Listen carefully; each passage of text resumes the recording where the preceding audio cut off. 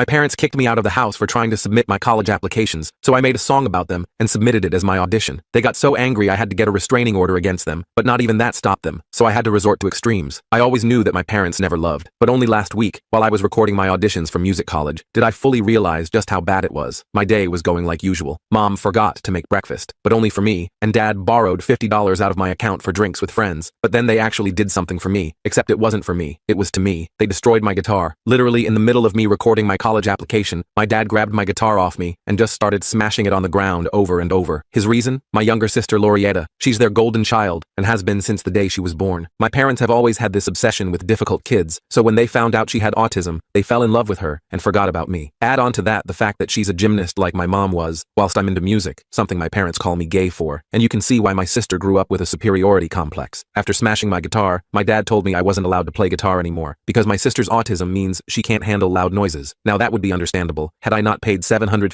freaking dollars for the world's best autism-friendly noise-canceling headphones that she intentionally doesn't use so I can't play my guitar. I told my dad so, and he damn near backhanded me for attitude. I remember asking him if I could go to my cousin Jay's house to record instead, and he told me he doesn't give an F where I go, as long as I don't disturb my sister. And so, I packed my bags and made my way to Jay's. He was a little bit older than me, and also a musician. The second he saw me, he dapped me up and told me it was nice to see me, and chuckled about how I broke my guitar because I couldn't play the piece right. I was taken aback. "What do you mean I broke my guitar?" I asked Jay. "Oh, your dad called me maybe 30 minutes ago saying you got angry because you kept messing up recording and smashed your guitar everywhere, so you're coming here to record. Not cool, dude." My face went white. That one single thing was enough to tell me everything my family thought of me. I think Jay noticed something was wrong because he asked me if everything was okay, and I just couldn't hold it in. I started bawling my eyes out. I was usually very stoic and cold. Years of being neglected made me this way, but I could no longer do it. The fact I wasn't loved hurt me. The fact my parents always treated me like a stranger made the child in me cry every day, and I finally let it out. Jay stared at me as if I had 5 heads, but instead of speaking, he just hugged me. After I calmed down, I opened up about what happened, and when I did, Jay's face went from one of concern to one of pure anger. He told me to wait before going outside and making a phone call to someone. I remember hearing him yell incoherently, saying something about autism, beating up, and cursing a lot. When he came back, his face was red with anger. As it turned out, he had called my dad and confronted him. My dad tried to play off what he did as a harmless joke, and tried to convince Jay that he never told him I broke my own guitar, but Jay wasn't having it. He essentially told my dad it wasn't over, and that he'd better watch his back. I remember being shook, and for the first time in my life, allowing myself to feel. Jay and I ended up ditching our plans to record music auditions, and instead went on a guy's excursion, copping some last-minute tickets to an NBA game. I had a lot of fun at the game and almost completely forgot all about my parents, until Jay apologized to me. He told me as someone older and close to me, he should have been smart enough to see what my parents were doing, that he should have never believed their lies. He promised to always be there for me, and that from now on, anytime I ever have a problem on my parents' side, I should call him, and he'd help me deal with it. I